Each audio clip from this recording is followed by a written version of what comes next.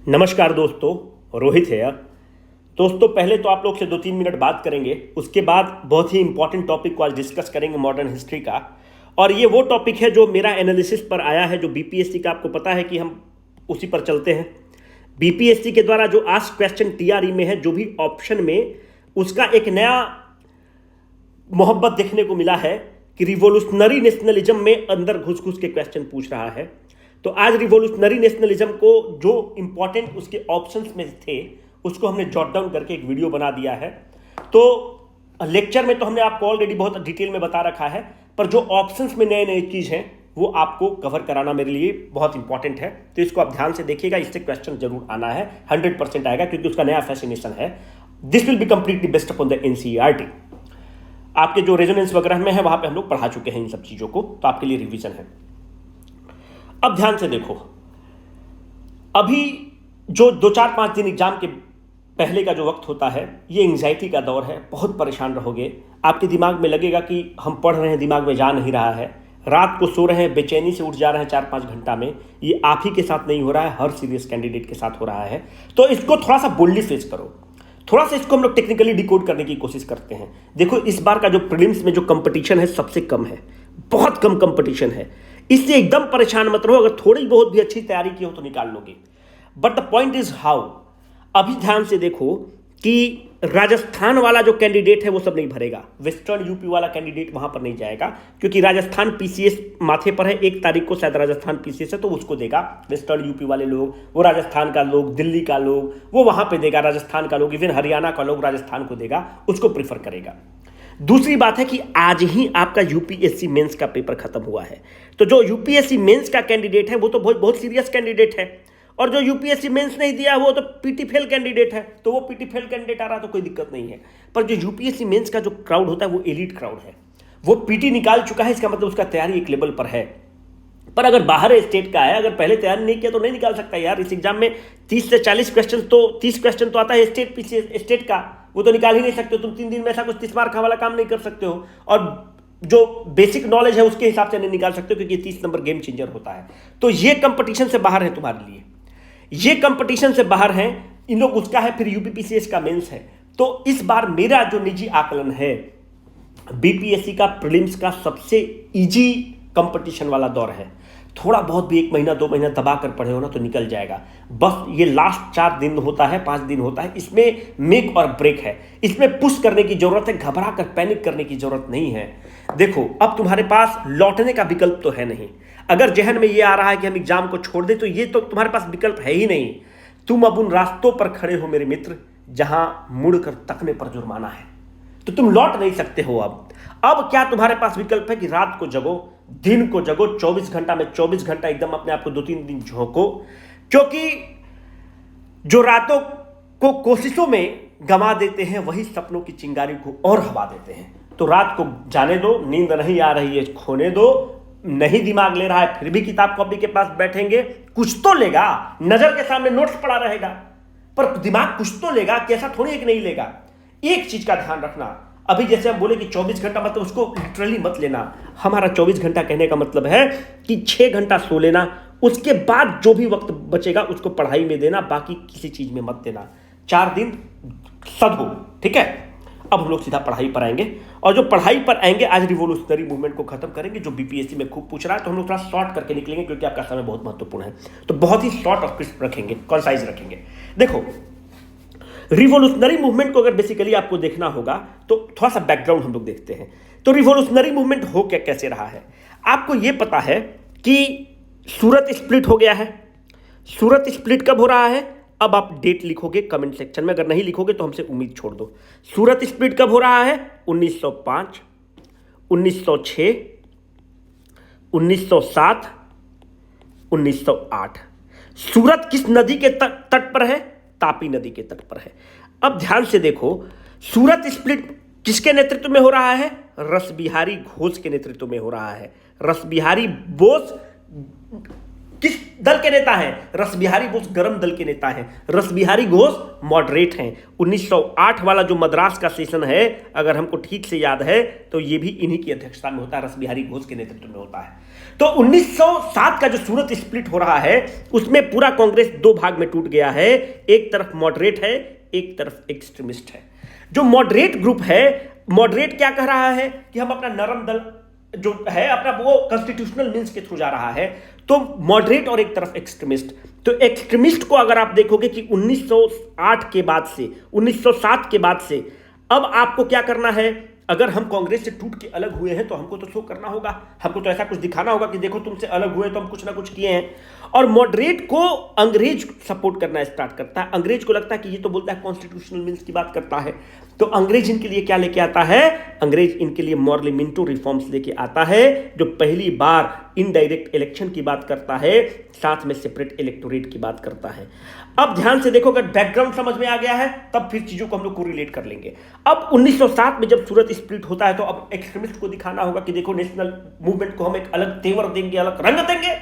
तो 1907 के बाद से आप देखते हो कि 1908 में एक बहुत बड़ा कांड होता है रिवोल्यूशनरीज के द्वारा, उसको कहते हो अलीपुर बॉम्ब केस, जिसको मुजफ्फरपुर बम कांड भी बोलते हैं। अलीपुर बॉम्ब केस 1908 में होता है। इन लोग ये डिसाइड करते हैं कि हम लोग उन अंग्रेज को ध्वस्त करेंगे जो बायस्ड जजमेंट देता है, जो इंडियंस के प्रति बायसनेस रखता है। तो उसी तरह से मुजफ्फरपुर में एक जज था, उसका नाम था किंग्सफोर्ड। किंग्सफोर्ड जो जज है वो बहुत बायस्ड जजमेंट देता था, तो इसके खिलाफ रिवोल्यूशनरी ने डिसाइड किया कि इसको हम लोग बॉम्ब से उड़ाएंगे। इसके लिए आपको ध्यान रहे कि एक पत्रिका निकलती है, उस पत्रिका का नाम है युगांतर। देखो, एक है एक्सट्रीमिस्ट और एक है अनुशीलन समिति। एक्सट्रीमिस्ट जो है ये थिंक टैंक है, और अनुशीलन समिति क्या है, वो तुरंत उसको क्रियान्वित करता है। एक्सट्रीमिस्ट क्या है, राष्ट्रीय स्वयंसेवक संघ है, थिंक टैंक है। उसका एग्जीक्यूटिव ऑर्गन कौन है, उस आइडियोलॉजी को इंप्लीमेंट कौन करता है, उस आइडियोलॉजी को इंप्लीमेंट करता है भारतीय जनता पार्टी। तो एक्सट्रीमिस्ट थिंक टैंक है, अनुशीलन समिति उसको इंप्लीमेंट करेगा, रिवोल्यूशनरी उसको इंप्लीमेंट करेगा उसी आइडियोलॉजी से इंस्पायर्ड होके। तो एक पत्रिका निकलती है जिसका नाम है युगांतर। युगांतर पत्रिका कौन निकालता है, अरविंदो घोष और बरिंदर कुमार घोष। याद रखना, बरिंदर कुमार घोष अनुशीलन समिति के पार्ट हैं, अरविंदो घोष थिंक टैंक है। अब आप समझ रहे होंगे कि हम बताना क्या चाहते हैं। तो युगांतर पत्रिका में क्या लिख देते हैं, युगांतर पत्रिका में लिखते हैं, युगांतर पत्रिका बहुत आपके एग्जाम के लिए इंपॉर्टेंट है। युगांतर पत्रिका में लिखते हैं बरिंदर कुमार घोष कि हम लोग 30 करोड़ इंडियन, एक इंडियन का हाथ कितना है, 2, must raise our 60 crore hand to chuck the Britishers out from the India. अंग्रेजों को यहां से खदेड़ने के लिए हम लोग को अपने हाथों को इस्तेमाल करना चाहिए, 60 करोड़ हाथों को, और अंग्रेजों को यहां से धकेल कर बाहर निकालना चाहिए। युगांतर पत्रिका ऐसा होता है, और युगांतर पत्रिका पर फिर बैन लगता है। और अरविंदो घोष को आप देखोगे कि अलीपुर कॉन्स्पिरेसी केस में अरविंदो घोष को भी इंप्लीकेट किया जाता है, क्योंकि युगांतर पत्रिका से ये उकसा रहे होते हैं। तो अरविंदो घोष जब अलीपुर बॉम्ब केस में इंप्लीकेट होंगे तो इनको निकाल दिया जाएगा। इनका वकील कौन रहेगा, चित्तरंजन दास, उस समय का राम जेठमलानी और हरीश साल्वे कहिए, इनको निकाल देंगे। अब आप सोच रहे हो कि अलीपुर बॉम्ब केस क्या हुआ, आपको पहले बता रखे इसलिए इसको शॉर्ट में निकलेंगे। अलीपुर बॉम्ब केस में 2 व्यक्ति का चुनाव होता है। वो बोलते हैं कि हम लोग किंग्सफोर्ड को मारेंगे, मुजफ्फरपुर से संबंधित है इसलिए हमारे एग्जाम के लिए इंपॉर्टेंट है। यह डिसाइड हुआ कि 30 अप्रैल 1908 को किंग्सफोर्ड की हत्या की जाएगी। किंग्सफोर्ड क्या है, मुजफ्फरपुर का जज है जो बायस्ड जजमेंट दे रहा है। वो किसी तरह से बच जाता है और 2 यूरोपियन लोग मारे जाते हैं। उस व्यक्ति का नाम है पिंगले कैनेडी, पिंगले कैनेडी की बेटी और पिंगले कैनेडी का पत्नी, ये दोनों मारे जाते हैं और किंग्सफोर्ड बच जाता है। जब किंग्सफोर्ड बच जाता है तो आप देखोगे कि प्रफुल्ल चाकी खुद को गोली लगा लेते हैं और खुदीराम बोस को फांसी होती है। कब फांसी होती है, अगस्त 11, 1908 को इनको हैंग किया जाता है। तो फिर आप बोलेंगे कि सर ये सब बात तो आप पहले बता चुके हैं, तो ऐसा कुछ नया चीज क्या बता दिए। अब नया चीज तुमको बताएंगे। देखो, जब प्रफुल्ल चाकी तो खुद गोली लगा लिए, अब इनका वकील कौन रहता है, जब ये इनको डिफेंड कौन करता है, खुदीराम बोस को डिफेंड करने वाला व्यक्ति का क्या नाम है, कालिदास बोस। आपके एग्जाम के लिए इंपॉर्टेंट हो सकता है, जिस तरह से वो आजकल पूछ रहा है ना, मियाँ जी के बारे में पूछा था जो चंपारण वाला है। कालिदास बोस इनको डिफेंड करते हैं। जब वहां पर जाते हैं और जब कोर्ट में इनसे पूछा जाता है तो आपको पता है कि लोग नाम बदल देता है, तो खुदीराम बोस अपना नाम रखते हैं हरेन सरकार। याद एक चीज और रखना जो आपके एग्जाम के लिए बहुत महत्वपूर्ण है कि एक तो युगांतर खूब भड़का रहा था, मतलब एक्सट्रीमिस्ट आइडियोलॉजी को बहुत ज्यादा हवा दे रहा था, और दूसरा एक शांति स्वरूप नारायण है, इनकी एक पत्रिका है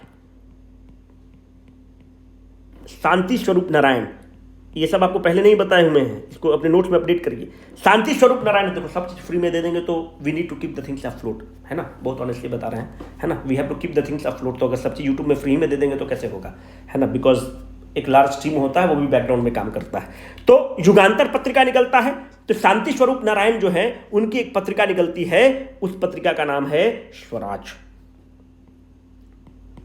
ठीक है, ये दो पत्रिका एक्सट्रीमिस्ट आइडियोलॉजी को खूब ताकत देता है, और शांति स्वरूप नारायण जो है इनको बहुत पेनलाइज किया जाता है, और शांति स्वरूप नारायण की जो पत्रिका स्वराज है उसको बैन तक किया जाता है, because he defended the Alipur conspiracy case, he defended the Muzaffarpur bomb case. तो अगर एग्जाम में पूछता है कि विच पत्रिका was most vocal and defended the Alipur bomb case, correct answer is Swaraj which was led by Shanti Swarup Narayan, और युगांतर तो भड़का रहा ही था। इन चीजों को ध्यान रखना। अब देखो बिहार में न्यू कौन रख रहा है, बिहार में जो रिवॉल्यूशनरी मूवमेंट हो रहा है, एक तो 1908 में रखा जा चुका है, तो स्टूडेंट के बीच में अनुशीलन समिति बनती है। 1913 में यह है सचिंद्रनाथ सन्याल, बहुत बड़ा नाम, बड़ा क्रांतिकारी नाम। सचिंद्रनाथ सन्याल किसके गुरु हैं? ये भगत सिंह, चंद्रशेखर आजाद वगैरह के गुरु हैं। और याद रखना इनकी एक किताब है बंदी जीवन, बंदी जीवन जरूर पढ़ना यार, अगर जीवन में कभी मौका मिले तो। मेरा निजी तौर पर मानना है कि हम लोगों ने बहुत क्रेडिट दिया है भगत सिंह को, हम लोगों ने बहुत हीरो बनाया है चंद्रशेखर आजाद को, पर ये व्यक्ति एक अनसंग हीरो है। जब बंदी जीवन पढ़ोगे तो तुम्हारा रोंगटा खड़ा हो जाएगा कि अंडमान जेल में किस तरह से ये व्यक्ति, इन लोग का थिंक टैंक है, इन लोग को गाइड करता है ये व्यक्ति, महान योद्धा। सचिंद्रनाथ सन्याल का किताब है बंदी जीवन, इसको बाद में बताएंगे, ठीक है। अब देखो 1913 में सचिंद्रनाथ सन्याल क्या करते हैं, पटना में अनुशीलन समिति का नींव रखते हैं। कब रख रहे हैं? 1913 में अनुशीलन समिति का नींव रखते हैं। तो किसको जिम्मा देते हैं? बीएन मित्रा को देते हैं। बीएन मित्रा, आप सोच रहे होंगे कि बंगाली यहां से कहां से आ गया, तो भाई वो सब हम लोग पार्ट है, वो सब में बंगाल के ही मोर और लेस पार्ट है। बीएन मित्रा के, तो बीएन मित्रा कहां हैं? बीएन कॉलेज के स्टूडेंट हैं, और बीएन कॉलेज के स्टूडेंट बीएन मित्रा को रिस्पॉन्सिबल बना देते हैं। उसकी नींव 1913 में सचिंद्रनाथ सन्याल यहां पर रखते हैं। सचिंद्रनाथ सन्याल हिंदुस्तान रिपब्लिकन आर्मी जो बनती है उसके one of the founder member हैं। जोगेश चंद्र चटर्जी, सचिंद्रनाथ सन्याल और राम प्रसाद बिस्मिल, ये जो हैं इसके फाउंडर मेंबर हैं। और बाद में जब भगत सिंह वगैरह ऐड होते हैं तो आप देखते हो कि 1928 में फिरोज शाह कोटला स्टेडियम में एक बैठक होती है, और भगत सिंह के कहने पर हिंदुस्तान सोशलिस्ट रिपब्लिकन आर्मी बना दिया जाता है, सोशलिस्ट ऐड कर दिया जाता है। ये सब हम पहले बता चुके हैं आपको। तो यहां पर देखो कि जब हिंदुस्तान सोशलिस्ट रिपब्लिकन आर्मी बन जाता है और हिंदुस्तान रिपब्लिकन आर्मी दोनों एक ही चीज है, तो यहां पर एक इसका मैनिफेस्टो निकलता है कि हम लोग क्या करना चाहते हैं। जैसे भारतीय जनता पार्टी मैनिफेस्टो निकालती है, कांग्रेस मैनिफेस्टो निकालती है, उस मैनिफेस्टो का नाम है रिवॉल्यूशनरी। और जो रिवॉल्यूशनरी मैनिफेस्टो है लिखने वाला कोई व्यक्ति नहीं, सचिंद्रनाथ सन्याल हैं। याद रखना, जो हिंदुस्तान रिपब्लिकन आर्मी बनती है तो हिंदुस्तान रिपब्लिकन आर्मी का जो कॉन्स्टिट्यूशन है, कि जैसे हिंदुस्तान रिपब्लिकन आर्मी एक तरह से पार्टी है, जिस तरह से कांग्रेस पार्टी का कॉन्स्टिट्यूशन से चलता है कि कौन अध्यक्ष बनेगा, कैसे चुनाव होगा, हिंदुस्तान रिपब्लिकन आर्मी का जो कॉन्स्टिट्यूशन लिखा जाता है वो कोई नहीं, राम प्रसाद बिस्मिल लिखते हैं। ठीक है, सब ऑप्शंस में आपका दिया हुआ बीपीएससी तैयारी का, ऐसा मत समझना कि हवा हवाई बात कर रहे हैं।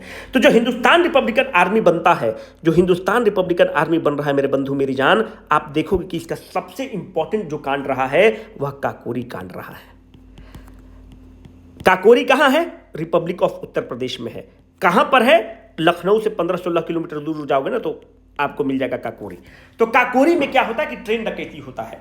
ट्रेन डकैती कब हो रहा है? अगस्त 9, 1925 में हो रहा है। कौन कर रहा है? अशफाकुल्ला खान कर रहे हैं। और कौन कर रहा है? अशफाकुल्ला खान और बिस्मिल कर रहे हैं। ठीक है, बिस्मिल और अशफाकुल्ला खान। अब देखो ये बताना इसलिए महत्वपूर्ण है क्योंकि अलीपुर बॉम्ब केस जो है उसमें आपको ऑप्शन दे देता है। एक देगा प्रफुल्ल चाकी, एक देगा खुदीराम बोस, और एक यहां से मिला देगा बिस्मिल को, या यहां से मिला देगा अशफाकुल्ला खान को, और खुदीराम बोस को हटा के मिला देगा, तो कंफ्यूजन कर सकता है। तो इस चीज को ध्यान रखना कि इन लोग काकोरी कांड से एसोसिएटेड है, हिंदुस्तान रिपब्लिकन आर्मी से एसोसिएटेड है, ना ही कि अलीपुर बॉम्ब केस से। तो थोड़ा सा एक्सप्लिसिट करना था, इसलिए इसको आपको बता दिए। अब देखो भगत सिंह पे दबा के क्वेश्चन पूछ रहा है, पता नहीं गजब इसका फैसिनेशन हुआ है भगत सिंह के बारे में। देखो भगत सिंह क्या कर रहे हैं, थोड़ा शॉर्ट में चलते हैं, है ना, बाकी जो स्टैटिक चीज है वो हम आपको बता चुके हैं, ऑप्शन वाला कवर करेंगे, ठीक है। भगत सिंह बॉम्ब कब फेंकते हैं? 8 अप्रैल 1929 को। जब बॉम्ब फेंकते हैं तो उस समय के पार्लियामेंट में कौन बोल रहे होते हैं? विट्ठल भाई पटेल। किस बिल पर बोल रहे होते हैं? ट्रेड डिस्प्यूट बिल और पब्लिक सेफ्टी बिल।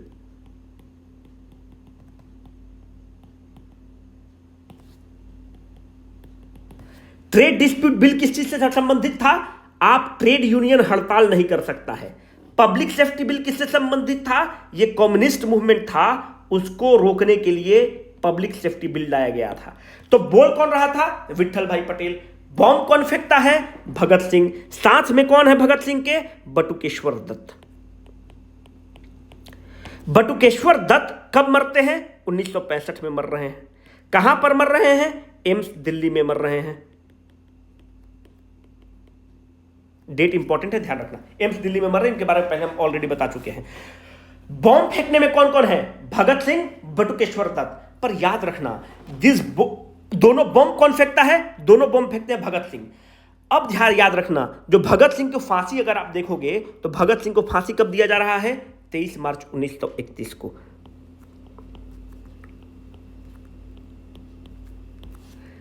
किसको किसको फांसी दिया गया? भगत सिंह, सुखदेव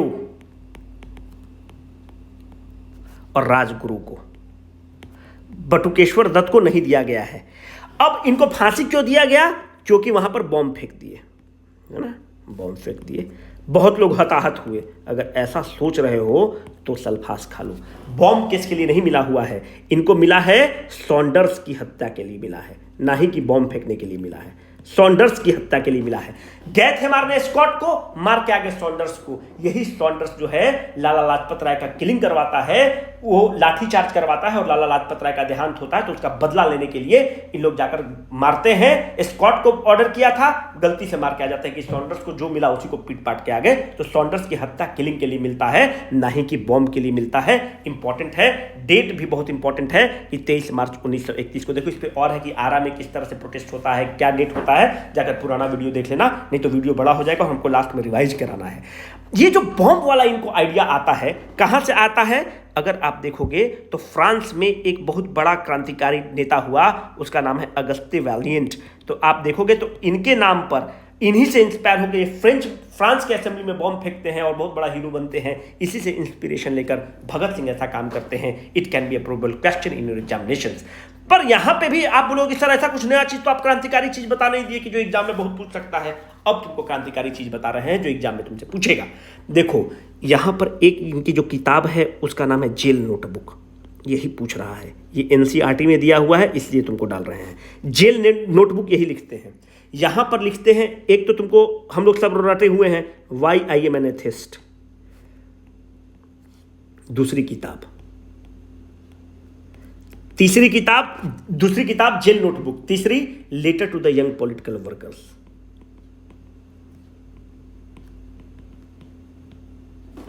पूछेगा, ये सब तुमको नॉर्मल लग रहा है लेकिन एग्जाम में पूछेगा तो फिर बाप बाप करोगे कि कहां से पूछ दिया। ठीक है, इसको ध्यान रखना। ये तुम्हारा 20-30 मिनट का वीडियो जो भी रहेगा तुमको पे करेगा। Jail notebook, why I am an atheist, तीसरा है letter to the young political worker. ये सब किसका है? भगत सिंह का है, all by the Bhagat Singh. अब हम लोग थोड़ा सा इससे अंतर होंगे। अब सीधा फैक्ट नंबर क्वेश्चन आएगा जो बीपीएससी खूब दबा दबा के क्वेश्चन पूछ रहा है और तुमको करना ही पड़ेगा। देखो 13 सितंबर 1929 को देखोगे तो एक व्यक्ति है जिसको बीपीएससी को खूब मोहब्बत है, उनका नाम है जतिन बाघा, जतिन दास। जतिन दास लाहौर कॉन्स्पिरेसी केस में बंद है। जो जतिन दास, जिनको जतिन बाघा बोलते हो, ये 63 डे के हंगर स्ट्राइक पर चले जाते हैं। एनसीईआरटी 63 दिन लिखता है, बीपीएससी 64 दिन लिखा हुआ है। तो अब आप अपने कॉल ले लेना कि जैसा ऑप्शंस में रहेगा उसको करना। पर एनसीईआरटी 63 दिन लिखा है, पर बीपीएससी जो ऑप्शन बनाया था उसमें 64 दिन लिखा हुआ था, तो हम दोनों आपके समक्ष रख दिए हैं। तो जतिन बाघा जो पैथेटिक कंडीशन है लाहौर जेल का, लाहौर कॉन्स्पिरेसी केस में बंद है। तो लाहौर कॉन्स्पिरेसी केस क्या होता है अब जाकर थोड़ा सा देख लो, हम पुराना वीडियो में बहुत डिटेल में बताए हुए हैं। लाहौर कॉन्स्पिरेसी केस के कारण ये 63 दिन के हंगर स्ट्राइक पर चले जाते हैं। जब 63 दिन के हंगर स्ट्राइक पर चले जाते हैं तो अंत में इनका डेथ हो जाता है, ये योद्धा शहीद हो जाते हैं। जब जतिन दास शहीद कब हो रहे हैं, ये डेट भी आपके लिए इंपॉर्टेंट है, 13 सितंबर 1929 को, क्योंकि क्रोनोलॉजी लगाने के लिए पूछ सकता है कि ईयर वाइज, इसीलिए हम लिखे हुए 13 सितंबर 1929 को। और जब आते हैं तो इतनी जनता स्टेशन पर इनकी डेड बॉडी को रिसीव करने आती है कि सुभाष चंद्र बोस इनको बोलते हैं कि he is the young Dadhichi of India. ठीक है, तो कौन बोल रहा है यंग दधीची? सुभाष चंद्र बोस बोल रहे हैं यंग दधीची। इनके बारे में पंडित नेहरू एक कॉलम लिखते हैं और वो कॉलम बहुत फेमस होता है। पंडित नेहरू लिखते हैं कि another name has been added, another name has been added, has been added to the long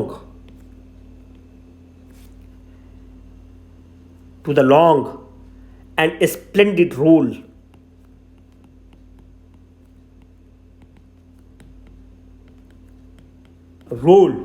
of Indian martyrs। Direct statement पूछेगा, एनसीईआरटी से उठाए हुए। तो इसको तुमको अगर लग रहा हो कि नौटंकी कर रहे हैं तो ना मेरे पास समय ना तुम्हारे पास समय है, मेरा भी बड़ा महत्वपूर्ण समय होता है। तो ये जो स्टेटमेंट है ये पंडित नेहरू का स्टेटमेंट है और सीधा हम एनसीईआरटी से पिक करके तुमको दे रहे हैं। अगर पूछेगा, इसको अलग लेवल का मोहब्बत हो गया है जतिन दास से, तो जतिन दास 4 क्वेश्चन था इस बार टीआरई के पेपर में जतिन दास से। तो जतिन दास से अगर पूछेगा तो नेहरू बोलते हैं, इनको शहादत को यूलोजाइज करते हैं। यंग दधीची कौन बोलता है? यंग दधीची बोलने वाले सुभाष बाबू हैं। ठीक है, फिर देखो ये 1929 में एक घटना हो चुका है। अब 1930 में एक और घटना होती है। 1930 में ये व्यक्ति भी बड़ा योद्धा है, इस व्यक्ति का नाम है सूर्यसेन। सूर्यसेन क्या करते हैं? चिटगोंग आर्मरी रेड करते हैं। किसके साथ करते हैं? कल्पना दत्त के साथ 1930 में चिटगोंग आर्मरी रेड करते हैं और यहां से आर्म्स का पूरा डकैती करते हैं और अपने रिसोर्सेज को इकट्ठा करते हैं। इससे ज्यादा इंपॉर्टेंट नहीं है। तो पहले क्या हुआ है? जतिन बाघा का देहांत 1929 में। 1930 में चिटगोंग आर्मरी रेड हुआ है, एग्जाम में पूछता है, ध्यान रखना। अब 1931 में देखो, 1931 में एक और कांड हो रहा है। 1931 में कौन? डीएम ऑफ बंगाल मारे जा रहे हैं। जो डिस्ट्रिक्ट मजिस्ट्रेट ऑफ बंगाल मार रही हैं वो शांति घोष और सुनीति चौधरी मार रही हैं। शांति घोष एंड सुनीति चौधरी मार रही हैं। सुनीति चौधरी।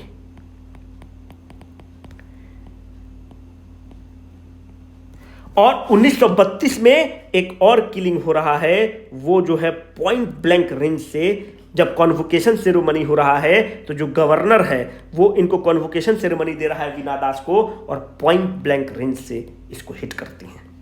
ठीक है, पॉइंट ब्लैंक रेंज। ठीक है, अब इससे बाहर कुछ नहीं क्वेश्चन आएगा। इसी की इर्द गिर्द क्वेश्चन तुमसे पूछेगा। जो भी ऑप्शंस में रिवोल्यूशनरी था उसको हम कवर कर दिए हैं। तुम्हारा समय बहुत इंपॉर्टेंट है यार, खूब पढ़ना प्लीज। ठीक है, signing off for the day.